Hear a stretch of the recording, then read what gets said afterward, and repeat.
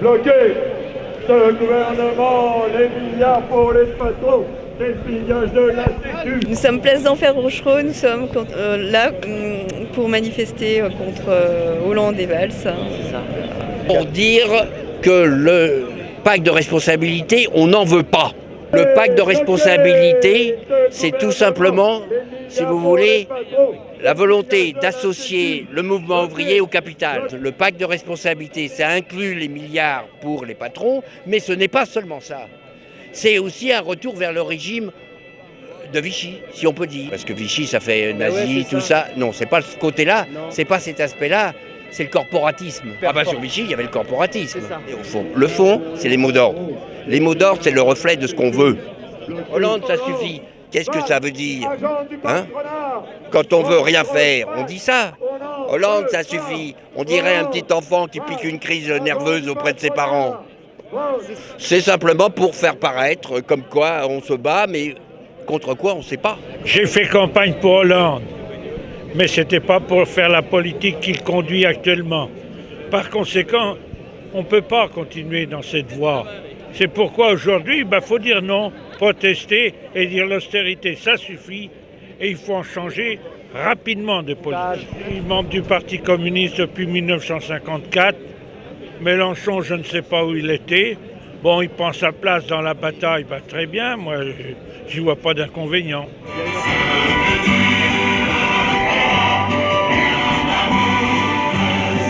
C'est les plumés de l'austérité qui se rebiffent, et en particulier en Seine-Saint-Denis, et ici l'île Saint-Denis en particulier. Et je suis maire de l'île Saint-Denis et à la tête d'une liste citoyenne. C'est un appel de toutes les forces qui veulent se révolter contre une injustice sociale. Je suis en train d'être déplumé complètement, j'ai perdu toutes mes velles, d'ailleurs j'ai plus rien, non il n'y a plus rien.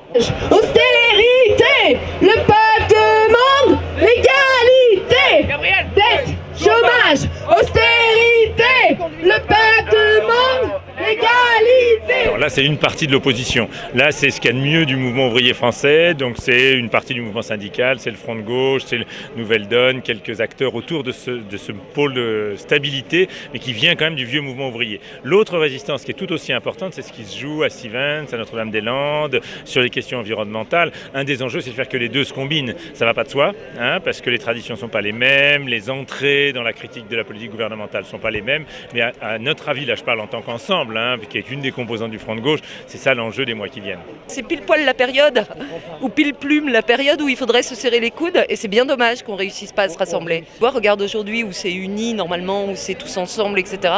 Contre l'austérité qui est un mot d'ordre suffisamment général pour que tout le monde y adhère, on n'y arrive pas non plus. Ce qui est très triste, c'est qu'on est vraiment très très au fond du trou et que là il y aurait besoin de se ressaisir. Je crois qu'il y a une démoralisation, une dépolitisation qui pèse fortement.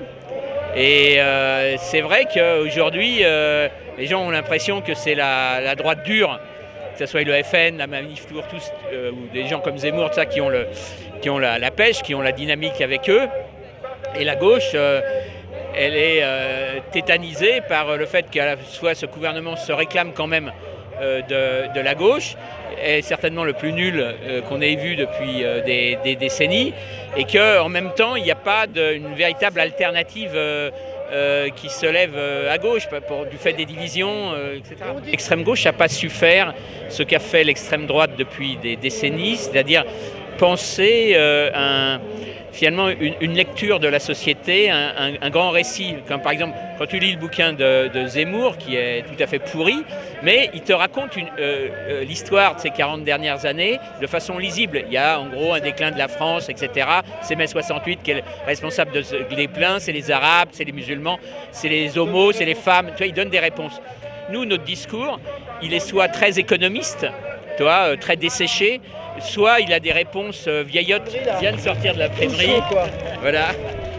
Ah alors, dis-moi, oh là là, waouh, celui-là va faire mal. Celui-là va faire très mal.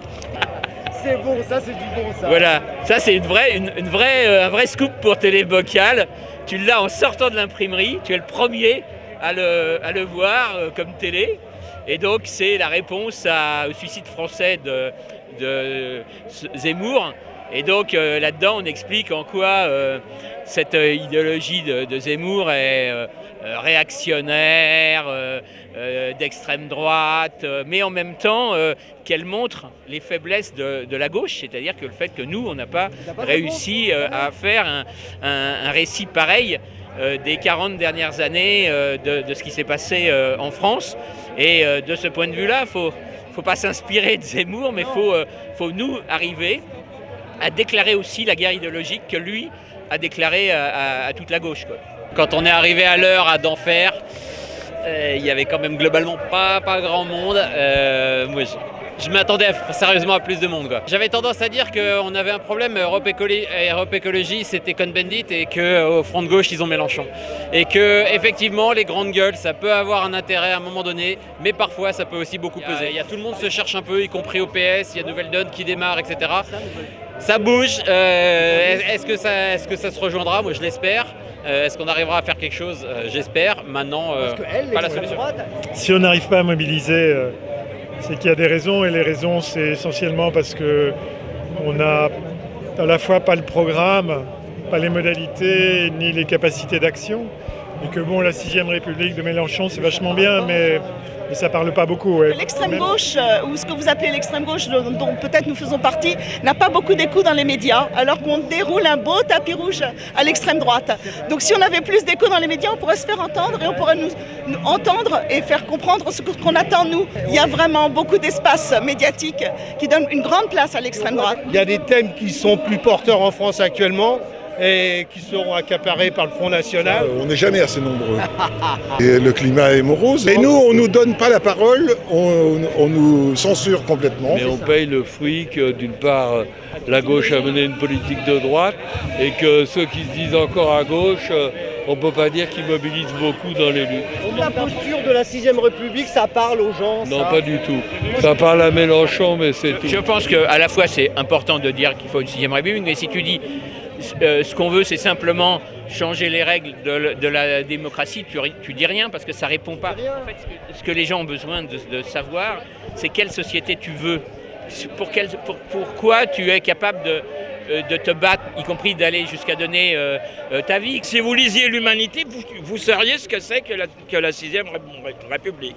C'est parce que vous prenez vos informations ailleurs. Collectivement, on est complètement laminé. On est abîmé par la crise.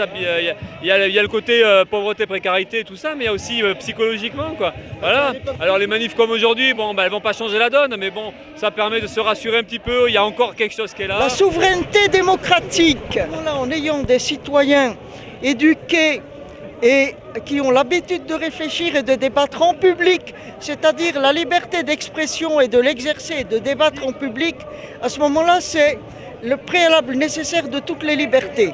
Parce que le peuple, il se forme en débattant entre eux. Sinon, c'est une meute ou une horde informe.